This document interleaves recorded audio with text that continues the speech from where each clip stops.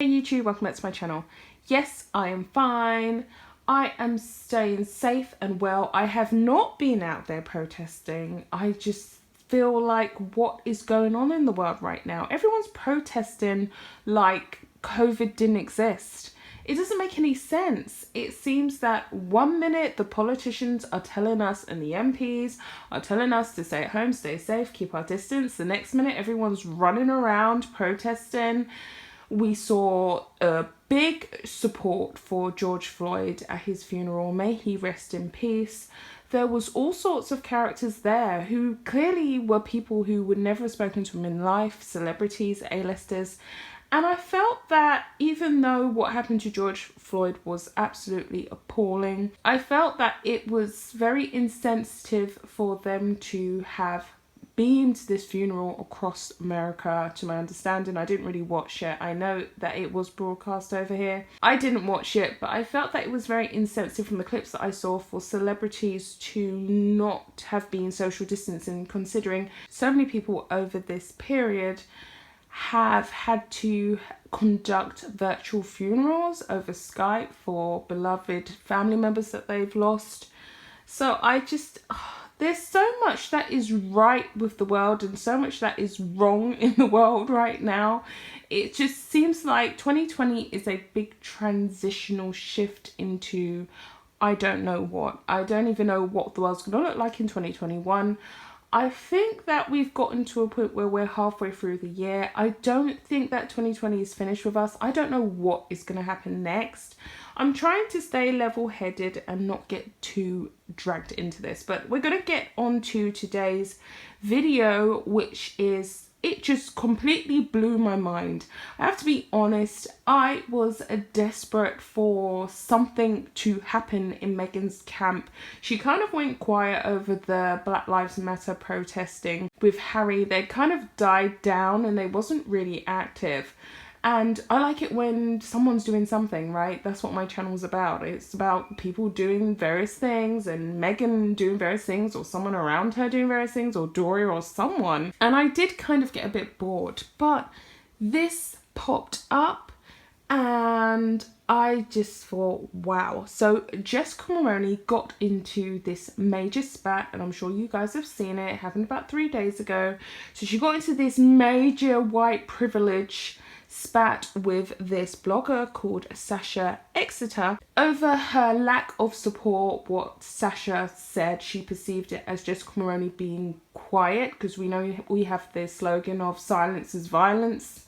So she felt that she was being silent on the whole Black Lives Matter movement, and her as a woman who has biracial children herself, Sasha does have biracial children, she felt that she has a lot of white female friends that she keeps close ties with, and her children obviously of biracial descent. She was aggrieved by the fact that Jessica Mulroney was personally promoting her TV show and not really acknowledging everything that's going on in the world. So she was really peed off, to say the least, regarding what Jessica Mulroney hadn't done. So it seems that they got into this lengthy argument that spanned for about a week.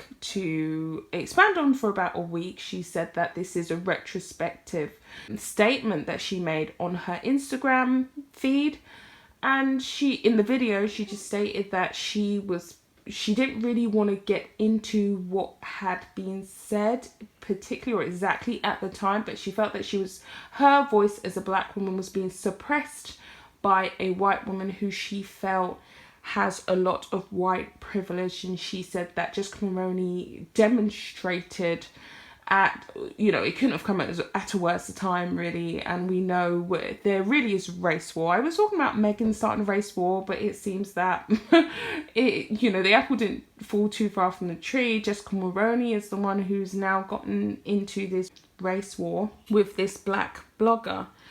I don't even know what to think. I mean, I have my personal thoughts and opinions.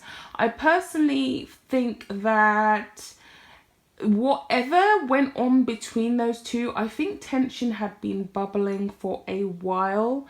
I think that this lady she's in a world, it seems, because I read a couple of posts on her page whereby her whole network is white, I think, this lady, this Sasha. And I think she's been feeling unheard for an extremely long time and feeling like an oddball for an extremely long time. She had a post where she was talking about how she didn't want to have a male child. She didn't want to have a biracial son because she felt that as a mother, she didn't want the stress of having a boy and worrying about every time when he went out, him being killed by the cops, like what's happened with George Floyd. We've all seen it. And I think that she just felt suppressed.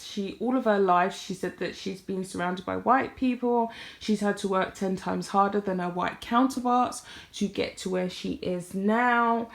And I think this all culminated and bubbled over into a rant. I think she's just venting. I do think Jessica Mulroney was definitely in the wrong.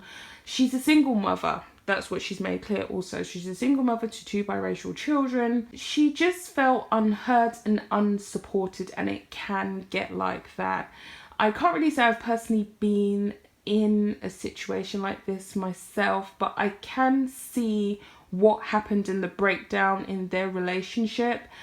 I think Jessica Mulroney really just went too far when she talked about her livelihood. I know as a blogger, it is extremely hard and extremely competitive. And when you see bloggers who have built relationships and working with particular brands, they may have been trying to cultivate and move themselves into those opportunities for months, even months, years maybe. And it is hard to come by these opportunities. They don't just fall in your lap. You have to hunt them out like you're hunting any job. And you have to nurture those relationships. And those relationships can be very tender. You have to keep them alive. You have to sometimes do more work than you would want to do in hopes that when this brand has another campaign coming up, they remember you, they think of you. Because when you're a blogger, it's not as though you have a steady income coming towards you. Now, a lot of people blog on the side or they blog on the weekends because it's not a steady pay flow. So for Jessica Mulroney, especially as a business owner, I know that she is a direct descendant from the Browns stores, which is apparently all over Canada. She would have known how lethal those words were to say to a black blogger at that she's going to sabotage her relationships, which would have represented, I mean, this Sasha woman has shared she's 40 years old, so this would have represented 10 years of blood, sweat and tears of cultivating these relationships and maintaining these relationships, which is time intensive. That would have been very distressing, and it could have only have led to this. So Jessica Mulroney has really shown herself, in my personal opinion, to be a very vindictive, spiteful, calculated, nasty character. And we know that she's best friends with Meghan, isn't she? It seems as though they are one and the same. Now, this is a poor reflection for Meghan because, as I said, and I'm talking to the black sugars now, the black female sugars. Black female sugars, Meghan is not your friend. She doesn't care about race. She has been ticking the Caucasian box all of her life. She's probably even, and I hate to say this, shared in white privilege jokes or shared in racially fueled jokes towards people like dark-skinned people like me, dark-skinned people like Sasha. She's been very comfortable to have a circle of women who are white privileged. Now, I know not every single white person has white privilege. Not every single white person has, you do, but Jessica Mulroney doesn't just have white privilege, she has the money. White privilege is really weaponized and can be weaponized when the person's not only white, but they're extremely rich. That's really what you summarize and equate white privilege to be. Jessica Mulroney's dynasty, her lineage dates back to I think it's the 1920s when her great-great-granddad started the Brown's shoes store, I believe. Correct me, Canadians. That's the last time I checked her out on Wikipedia. That's what I saw in her lineage. So she comes from generational wealth. white privilege, generational wealth, and then she's married into a prestigious family. So she has close ties with the Prime Minister of Canada. She is married to Ben Mulroney. Am I correct in saying that? She's married to Ben, who is the son of a former Canadian Prime Minister. And so she has all of these connections and ties. And from what I can see, Sasha just lives in a high-rise apartment. Now, it's a very nice apartment, but she's a single mom.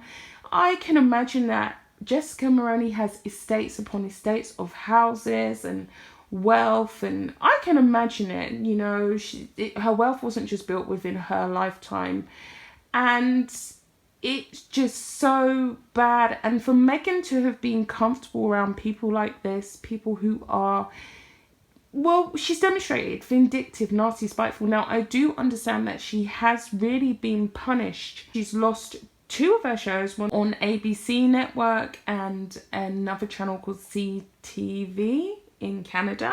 Drop a comment and let me know if I'm wrong. This just demonstrates, I just personally would be offended. And I'm, like I said, I'm speaking as a dark-skinned black female sugars here. We do have different treatment. I would never feel comfortable and have a friendship with someone like Jessica Mulroney, because people don't just start displaying these characteristics. This woman always had this going on. She was always like this. And she seems to have had a close relationship with Sasha. They had a falling out and a disagreement. But I think Sasha felt like this for a long time. I think that she felt neglected and unsupported by Jessica. But I think someone like Meghan probably never really cared. But I think Sasha felt a way about it. And as a dark-skinned woman, I see you. I can relate to what has happened. And it's like a volcano waiting to erupt. And this is what's happened.